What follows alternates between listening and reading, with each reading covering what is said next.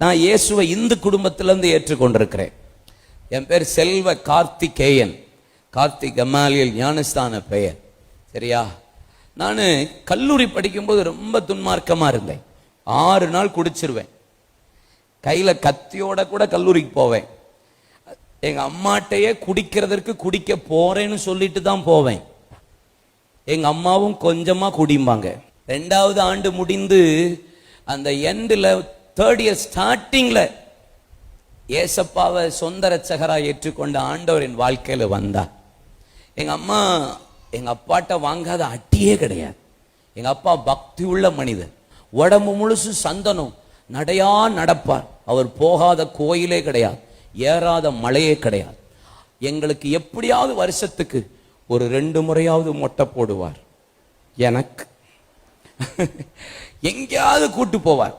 போகாத ஊரே இருக்காது. Central government employee.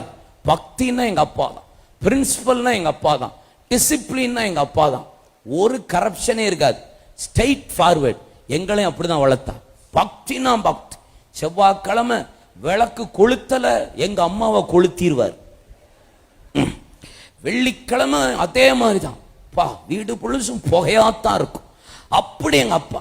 ஆனா சபரிமலைக்கு ஏறி மேல போகும்போது இயேசுவை தரிசனம் பார்த்து திரும்ப தூத்துக்குடிக்கு வந்து என்ன தரிசனத்தை பார்த்தாரோ அது சென்னைக்கு திரும்பி போய் தூத்துக்குடிக்குள்ள வரும்போது சாதாரண செல்லத்துறை ஆபிரகாம் செல்லத்துறையா தான் திரும்பி வந்தார். பக்தி உள்ளவனை கர்த்தர் தமக்காக தெரிந்து கொள்ளுகிற ஆண்டவர். பக்தி உள்ளவனை தமக்காக பிரிக்கிறவர்.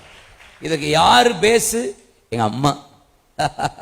எங்க அம்மாவுடைய முட்டி, எங்க அம்மாவுடைய செபம். வெளுத்துருவார் எங்க பாட்டி. பைபிளை பார்த்தாரு.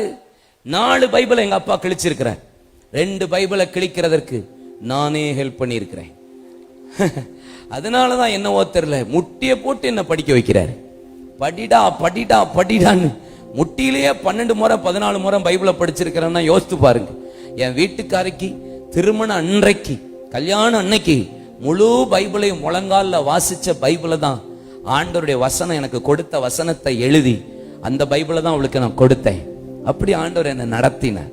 பைபிளை கிழிச்சவன பைபிளை தூக்க வச்சு கொல்லுன்னு கொல்றாரு என்ன. இல்லையா சொல்லுங்க. எங்க அப்பா மரிக்கிற வரைக்கும் பைபிளும் கையுமா தான் இருந்தார். 2017 May 3 கர்த்தருடைய ராஜ்யத்தில் இளைப்பாற போனார்.